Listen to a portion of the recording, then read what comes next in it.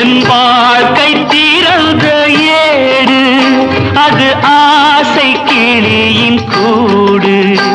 என் வாழ்க்கை திறந்த ஏடு, அது ஆசை கிளியின் கூடு.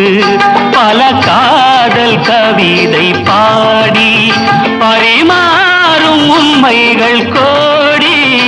இது போன்ற ஜோடி இல்லை, இது போன்ற ஜோடி இல்லை. மனம் குணம் ஒன்றான முல்லை, சம்சாரம் என்பது